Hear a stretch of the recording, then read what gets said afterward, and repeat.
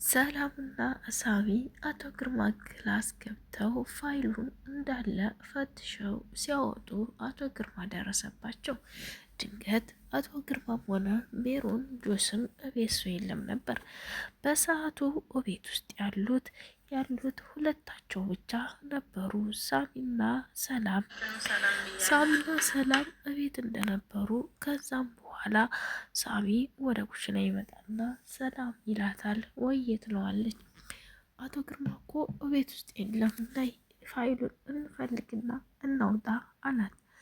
እሺ ግን እቤት የለም ሰውዬው አለችው። አዎ እቤት ማንም ሰው የለ፣ ነይ ፋይሎቹን እንዳለ እንውሰድበት፣ እኔም የቤቱን ካርታ መውሰድ እፈልጋለሁ፣ ነይ እንፈልጋላትና ተያይዘው ወደ አቶ ግርማ ክላስ ገቡ። ቪዲዮ ላይክ፣ ሼር፣ ሰብስክራይብ አድርጉ። ቪዲዮ በመሃል አስገባላችኋለሁ። እነሱም ፈትሸው እያገኙ በነበረበት ሰዓት አቶ ግርማ ከውጭ ድንገት ወደ ቤት መጣ። ወደ ቤት ሲመጣ እነሱ በክላሱ ዘው ብሎ አልገባም። እነሱም ደንግጠው ተክላሱ እየተሸሸጉ ተሽለክልከው ወጡ። አቶ ግርማ ከውጭ እንደመጣ ሰዓት ሳሚና ሜሮን አንድ ቦታ ሳሎን ተቀምጠው ነበር ያገኛቸው። ግን ግርማን ሲያይ ሳሚ ፊቱን አዝሮ ተነስቶ የመሄዱ ነገር ሰላም ነስቶታል። አቶ ግርማ በጣም ተጨናንቋል። ሳሚ ለምን ፊት ነሳኝ ብሎ ግራ ገባው። ሜሮንም እያፈጠጠ ጠይቃት፣ ለምን ነግረሽው ነው ልጄ እንደዚህ ፊቱን ዞሮ የሄደው አላት። እኔ ምንም የነገርኩት የለኝም፣ ራቅ ብለህ ተቀመጥ፣ አሁንም ሌላ ጥርጣሬ እንዳይዝ አለችው። ከዛም የሆነ ነገር ማሳነግሪው እሱ እንደዚህ ፊቱን አይነሳኝም ነበር አላት። እኔና እሱ ማውራት ያዝ ነው ውጭ አብረው ከሰላም ጋር ሲመጡ ለምን ከሷ ጋር መጣ ብዬው በዛ ነበር ስንነጋገር የቆየ ነው። ስለ አንተ ምንም አይነት ነገር አላወራንም። አቶ ግርማ እባክህ ተወኝ አለችው። እንግዲያማ ያቺ ሰላም ናት የነገረችው፣ እሄድላታለሁ አላት። እሷም ሂድና ጠይቃታ፣ እኔ ምን አገባኝ አለችው። እሱም እንዲህ አላት፣ አንድ ነገር ትንፍሽ ብትይ አለቅሽም አላት ሜሮንን። ግን ጋሽ ግርማ የዛን ቀን ልደፍሪ ነበር፣ እንዴት የልጅህን ሚስት ልደፍር ትላለህ አለችው። እኔ ከፊትም ነግሬሻለሁ፣ ምክንያቱም ሰላምን ካላሳካሽልኝ አንቺን እንደምጠቀምሽና እንደማደርግሽ ነግሬሻለሁ።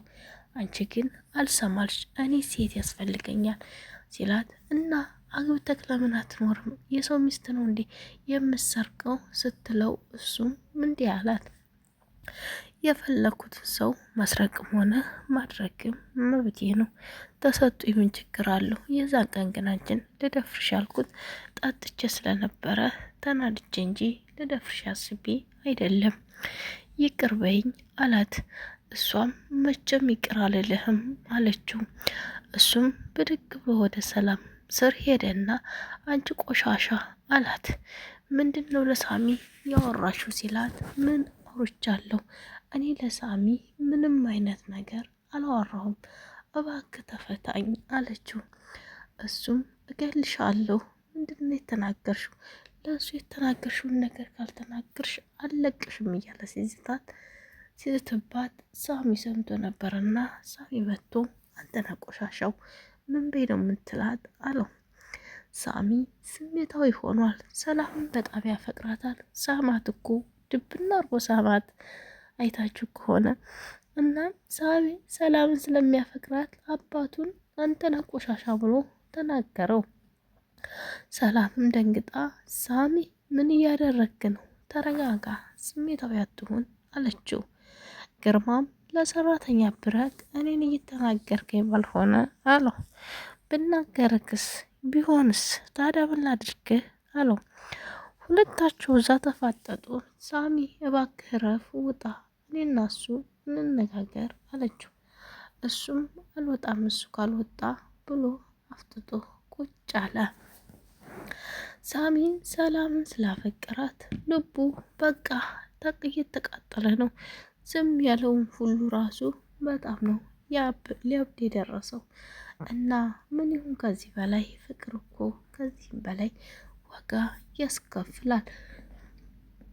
ሳሚ ታዳ ምን ያድርግ? ሳሚ ታዳ እንዲህ አላት፣ እባክሽ ሰላም ምንም እንዳትዩ እባክሽን፣ ምንም ስትዩ እንዳላይሽ፣ ምንም እንዳትናገሩ፣ የፈለገውን ነገር ይበል አላት።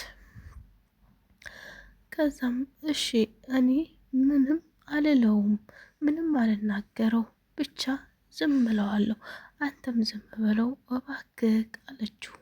ከዛም እሺ አላት። እሱም ይህንን ካለችው ወደዛ ዝም ብሎ መሄድ ያዘ። ካጠገቧ ሄደ። እሺ ብላ እሷም ተሄደች። በኋላ ምን አደረገች መሰለሽ? ሳሚ እባክህ እንድትረጋጋ ብቻ አንድ ነገር ለምንክ እባክህን አለችው። ለምን አላት።